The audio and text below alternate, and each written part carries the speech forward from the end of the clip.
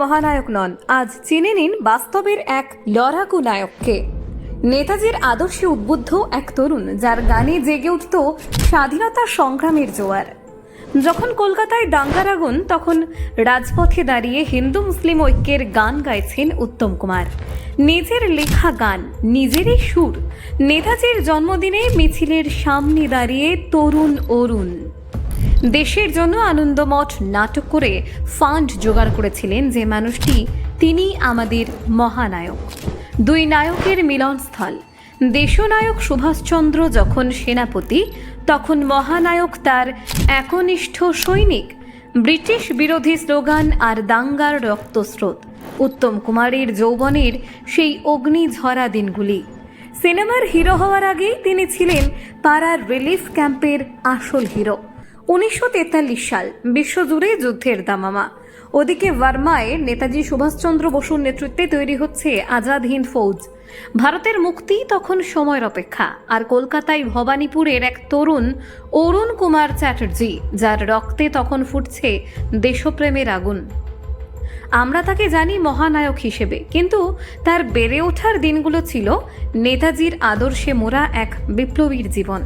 1945 সাল, নেতাজির জন্মদিন। ভবানীপুরের রাস্তায় তখন প্রভাত ফেরি বেরিয়েছে। সেই মিছিলের নায়ক আর কেউ নন, স্বয়ং উত্তম কুমার। তিনি শুধু হাঁটছেন না, নিজের লেখা ও সুর করা গান গাইছেন উচ্চকণ্ঠে। সুভাষেরই জন্মদিনে গাইব নতুন গান, সেই সুরেতে জাগবে মানুষ, জাগবে নতুন প্রাণ। এই গানের প্রতিটা শব্দে ছিল পরাধীনতার শৃঙ্খল ভাঙার অঙ্গীকার।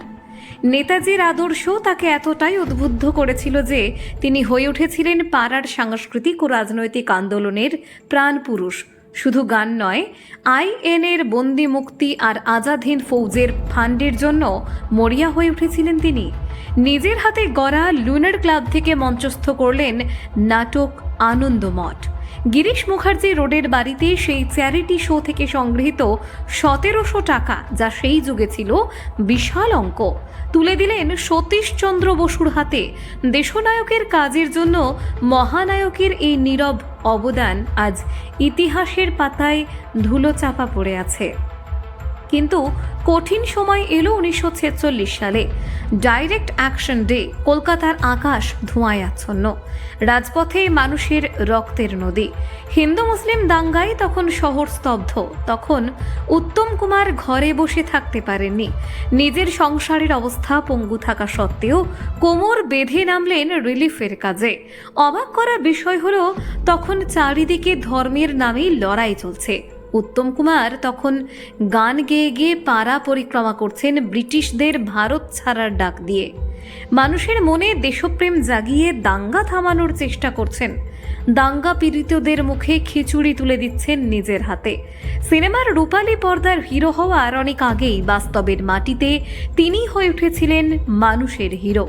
1947 ভারত ভাগ আমাদের জন্য নিয়ে এলো মানসিক অস্থিরতা, কিন্তু সেই উত্তপ্ত সময়ে দাঁড়িয়েও উত্তম কুমার ভুলে যাননি তার আদর্শ। দেশনায়ক সুভাষচন্দ্র বসুর যে লড়াই শুরু হয়েছিল স্বাধীনতার জন্য, উত্তম কুমার সেই তেজ ধরে রেখেছিলেন তার কর্মে ও মননে। মহানায়ক মানে শুধু সুন্দর হাসি আর অভিনয় নয়, মহানায়ক মানে এক প্রতিবাদী চেতনা, যা দাঙ্গার আগুনেও সম্প্রীতির গান গায়।